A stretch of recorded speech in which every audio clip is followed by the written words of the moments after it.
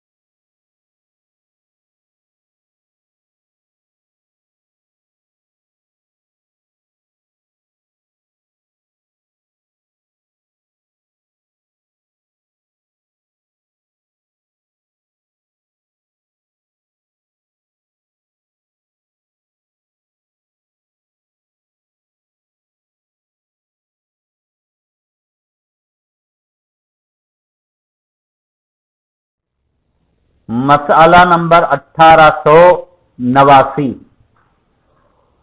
زکوٰۃ کا مصرف، کہ زکوٰۃ کو کہاں پہ خرچ کرنا چاہیے۔ زکوٰۃ کا مال 8 جگہوں پر خرچ ہو سکتا ہے۔ کہیں کہ جو بھی زکوٰۃ کا مال ہو جس پر زکوٰۃ واجب ہو چکی ہو، جو زکوٰۃ کے طور پہ ہم نے نکال لیا ہے، اس کو ہم 8 جگہوں پر خرچ کر سکتے ہیں۔ سب سے پہلا فقیر، وہ شخص جو کہ فقیر ہو ہم اسے زکوٰۃ دے سکتے ہیں۔ اب فقیر کسے کہتے ہیں؟ ہمارے معاشرے میں مشہور یہی ہے کہ فقیر اسے کہتے ہیں کہ جو بھیک مانگتا ہو، حالانکہ ایسا نہیں ہے، بلکہ شرعی اعتبار سے فقیر کی تعریف کچھ اور ہے جو انہوں نے یہاں پہ کی ہے۔ فقیر وہ شخص جس کے پاس اپنے اور اپنے اہل و عیال کے لیے سال بھر کے اخراجات نہ ہوں، فقیر ہے۔ یعنی اس کے پاس پورے سال کے اخراجات مہیا نہ ہوں، فقیر ہے، اور اس کو زکوٰۃ دی جا سکتی ہے۔ اب یہاں سے ایک اور صورت بیان کر رہے ہیں کہ ایک تو یہ ہے کہ جس کے پاس سال بھر کا خرچہ نہ ہو، لیکن جس شخص کے پاس کوئی ہنر یا جائیداد یا سرمایہ ہو جس سے وہ اپنے سال بھر کے اخراجات پورے کر سکتا ہو، وہ فقیر نہیں ہے۔ کہہ رہے ہیں کہ وہ شخص کے جس کے پاس ایسا ہنر ہو، مثلا کاریگر ہے، وہ کام کرتا ہے اور جب بھی کام کرتا ہے اسے پیسے ملتے ہیں، اسے خرچ کرتا ہے، تو اب اس کے پاس سال بھر کے اخراجات ہونا ضروری نہیں ہے، بلکہ اس کے پاس ایسا ہنر ہے کہ جس کے ذریعے سے وہ سال بھر کے اخراجات چلا سکتا ہے۔ مثلا اسی طرح سے آج کل کے زمانے میں زیادہ تر لوگ جو ہیں وہ نوکریوں والے ہیں، اب ان کو سارے سال کی تنخواہ ایک ساتھ تو نہیں ملتی، مگر ہر مہینے ان کو یقین ہے کہ انہیں تنخواہ ملے گی اور ان کے اخراجات پورے ہوں گے۔ تو اس صورت میں وہ فقیر شمار نہیں ہوگا، کیونکہ اس کے اخراجات پورے ہونے کا ہر مہینے میں امکان موجود ہے۔ یا جائیداد یا سرمایہ ہو اس کے پاس، یعنی ایسا کوئی ہنر ہو یا جائیداد ہو یا ایسا سرمایہ ہو جس سے وہ اپنے سال بھر کے اخراجات پورے کر سکتا ہو، وہ فقیر نہیں ہے۔ اب ضروری نہیں ہے، ایک صورت یہ کہ اگر اس کے پاس کوئی ہنر بھی نہیں ہے، اس کے پاس نوکری بھی نہیں ہے، اس کے پاس جائیداد بھی نہیں ہے، اس کے پاس کوئی سرمایہ بھی نہیں ہے، پھر تو اگر اس کے پاس سال کے بھر کے اخراجات نہیں ہیں تو اس کا مطلب ہے وہ فقیر ہے۔ لیکن اگر ان میں سے کوئی ہے ہنر، جائیداد، سرمایہ، نوکری وغیرہ، تو پھر اس کے پاس سال بھر کے اخراجات کا ہونا ضروری نہیں ہے، بلکہ اگر یہ چیزیں اس کے پاس ہو جس کے ذریعے سے ہر مہینے اس کی ضرورت پوری ہوتی رہتی ہے، تو پھر وہ فقیر نہیں ہے، بلکہ وہ زکات دینے والوں میں شمار ہوگا، زکات لینے والوں میں شمار نہیں ہوگا۔ دوسری جگہ یعنی دوسرا مصرف، وہ دوسری جگہ جہاں پہ زکات کو استعمال کیا جا سکتا ہے، وہ ہے مسکین۔ مسکین وہ شخص ہے جو فقیر سے زیادہ تنگ دست ہو، مسکین ہے وہ شخص جو فقیر سے زیادہ تنگ دست ہو، یعنی فقیر اسے کہتے ہیں جس کے پاس سال بھر کا خرچہ نہ ہو، لیکن اس کا گزارا کچھ چل جاتا ہے۔ لیکن مسکین وہ ہے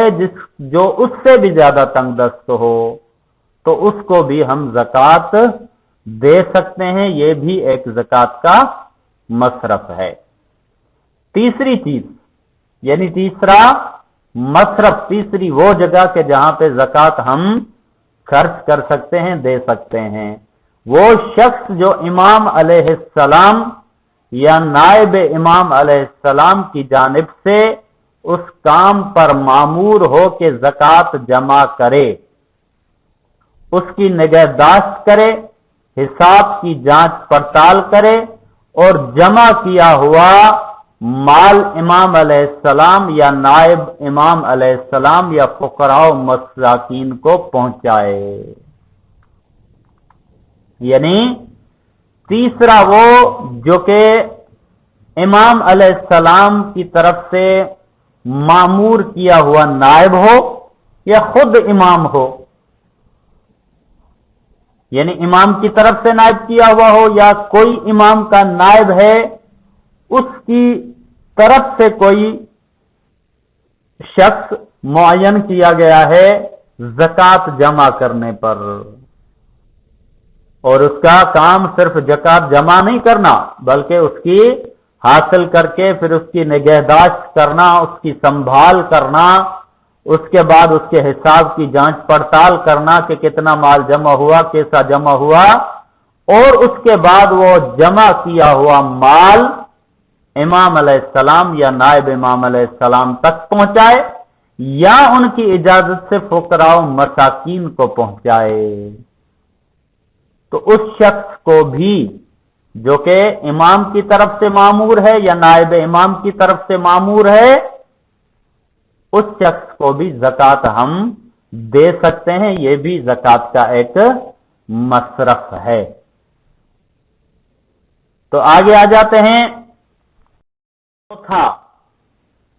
وہ کفار جنہیں زکات دی جائے تو وہ دین اسلام کی جانب مائل ہوں یا جنگ میں یا جنگ کے علاوہ مسلمانوں کی مدد کریں، جس کو مؤلفۃ القلوب کہا جاتا ہے شرعی زبان میں، یعنی ان کی قلوب کو اپنی طرف موڑنے اور مائل کرنے کے لیے جو کافر ہیں ان کو زکات دی جائے۔ اچھا، اس میں مسلمانوں کا فائدہ کیا ہوگا؟ اس میں مسلمانوں کا فائدہ یہ ہوگا کہ ایک تو وہ اسلام کی جانب مائل ہو، یا جنگ میں یا جنگ کے علاوہ نارمل حالات میں مسلمانوں کی وہ مدد کرے، اگر ایسا کوئی سسٹم بنے تو اس صورت میں ایسے کافر کو زکوٰۃ دی جا سکتی ہے۔ اسی طرح وہ مسلمان جن کا ایمان ان بعض چیزوں پر جو پیغمبر اسلام صلی اللہ علیہ وآلہ وسلم لائے ہیں کمزور ہو، لیکن اگر ان کو زکوٰۃ دی جائے تو ان کے ایمان کی تقویت کا سبب بن جائے۔ دوسری صورت یہ ہے کہ کافر نہیں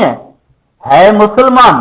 لیکن بعض ایسی اسلام کی دینی چیزیں جو کہ رسول کریم صلی اللہ علیہ وآلہ وسلم لائے ہیں ان پر ان کا ایمان کچھ کمزور ہے، اگر ان کو زکوٰۃ دی جائے گی تو ان کے ایمان کی تقویت کا سبب بنے گی، تو اس صورت میں بھی اس کو زکوٰۃ دی جا سکتی ہے۔ یا جو مسلمان شہنشاہ ولایت امام علی علیہ السلام کی ولایت پر ایمان نہیں رکھتے، لیکن اگر ان کو زکوٰۃ دی جائے تو وہ امیر المومنین علیہ السلام کی ولایت کبریٰ کی طرف مائل ہوں اور اس پر ایمان لے آئیں۔ مثلا غیر اہل تشیع، تیسری صورت جو ہے وہ غیر اہل تشیع، یعنی مسلمانوں کے وہ فرقہ جات جو کہ حضرت علی کی ولایت پر ایمان نہیں رکھتے، اگر ان کو زکوٰۃ دی جائے تو وہ حضرت امیر المومنین علی ابن ابی طالب علیہ السلام کی ولایت کی طرف مائل ہوں گے، تو اس صورت میں ان کو زکوٰۃ دی جا سکتی ہے۔ اس میں ایک ہی شک میں، چوتھی جو شک ہے، اس ایک شک میں انہوں نے 3 شکس بیان کی ہیں، 3 شکیں، 3 صورتیں بیان کی ہیں۔ ایک کافر کو دینا، دوسرا اس مسلمان کو دینا جو جس کا ایمان کمزور ہو، تیسرا اس مسلمان کو دینا جو حضرت علی علیہ السلام کی ولایت پر ایمان نہیں رکھتا۔ وجہ کیا ہے کہ اس کافر کا، یہ کافر جو ہے اس کو اس وجہ سے دو کہ اسلام کی طرف مائل ہو، اس مسلمان کو اس وجہ سے دو کہ یہ ایمان اس کا پختہ ہو، اور اس مسلمان کو اس وجہ سے دو تاکہ وہ امیر المومنین علی ابن ابی طالب کی ولایت کی طرف مائل ہو۔ اگر یہ اسباب ہوں تو اس صورت میں ان کو زکوٰۃ دی جا سکتی ہے۔ اب اس میں ان کا فقیر وغیرہ ہونا ضروری نہیں ہے۔ 5ویں چیز یا 5واں مصرف کہ جہاں پر ہم زکوٰۃ کو خرچ کر سکتے ہیں وہ ہے غلاموں کو خرید کر انہیں آزاد کرنا۔ غلام گزشتہ زمانوں میں کیا ہوتا تھا کہ جو مالدار لوگ ہوا کرتے تھے وہ غلاموں کو خریدتے تھے پیسے کے ذریعے سے اور ان سے مختلف کام دیا کرتے تھے، خدمتیں وغیرہ کرواتے تھے، یا کھیتی باڑی یا بہت سارے مختلف کام ان سے غلاموں سے لیے جاتے تھے۔ تو ان غلاموں کو، اچھا وہ غلام اپنے مالک جو ان کو خریدتے تھے ان کی ملکیت ہوا کرتے تھے۔ اگر ان کو ان مالکوں کی ملکیت سے آزاد کرانا مقصود ہو تو اس صورت میں ان غلاموں کو زکوٰۃ کے پیسوں سے خرید کر ان کو آزاد کیا جا سکتا ہے، یعنی ان کی آزادی کے لیے ہم زکوٰۃ کو خرچ کر سکتے सकते हैं, इसमें कोई हर्ज नहीं है। जिसकी तफसील उसके बाब में बयान हुई है, गुलामों को खरीदने और उनको आजाद करने का जो बाब है उसमें इसकी तफसील बयान हो चुकी है, दोबारा उसको तकरार करने की जरूरत नहीं है। छठी चीज, वो मकरूज जो अपना कर्ज अदा ना कर सकता हो। मकरूज है, उसके ऊपर कर्जा है, अब उसके पास ऐसे वसाइल नहीं है कि वो अपना कर्जा अदा कर सके, तो उस सूरत में उसको ज़कात दे सकते हैं ताकि वो अपना कर्जा अदा कर सके। यानी कर्जा जिस पर हो वो ज़कात ले सकता है, उस सूरत में कि वो अपना कर्जा अदा नहीं कर पा रहा तो उसको ज़कात दे सकते हैं ताकि वो अपना कर्जा अदा करे। सातवीं चीज यानी सातवां मसरफ के जहां पर हम ज़कात को खर्च कर सकते हैं, फी सबीलिल्लाह, यानी वो काम जिनका फायदा तमाम मुसलमानों को पहुंचता हो। मसलन मस्जिद बनाना, ऐसा मदरसा तामीर करना जहां दीनी तालीम दी जाती हो, शहर की सफाई करना, नीज सड़कों को पुख्ता बनाना और उन्हें चौड़ा करना और उन्हें उन्हीं जैसे दूसरे काम करना, ये सारी चीजें यानी वो काम जो कि फलाहे आम्मा से ताल्लुक रखते हों, यानी तमाम मुसलमानों की भलाई के लिए, फायदे के लिए वो काम हो, तो उस सूरत में उन पर ज़कात को खर्च किया जा सकता है। सातवीं चीज ये। आठवां मोरिद के जहां पर हम ज़कात खर्च कर सकते हैं, यानी आठवां मसरफ ज़कात का, इब्न सबील। इब्न सबील कहते हैं मुसाफिर को, यानी वो मुसाफिर जो सफर में नाचार हो गया हो, यानी एक शख्स है जो भले अपने शहर में मालदार है, अपने शहर में उसकी जायदादें हैं, मगर वो किसी सफर पे गया और उस सफर में लाचार हो गया। मसलन उसके पैसे लुट गए या उसका मसलन कोई उसके पास जो अखराजात थे वो खत्म हो गए, अब उसके पास पैसे नहीं है, हालत सफर में मुसाफिर है, तो उस इब्न सबील, उस मुसाफिर को जो कि सफर में नाचार हो जाए, उसको भी ज़कात दी जा सकती है, उस पर भी ज़कात खर्च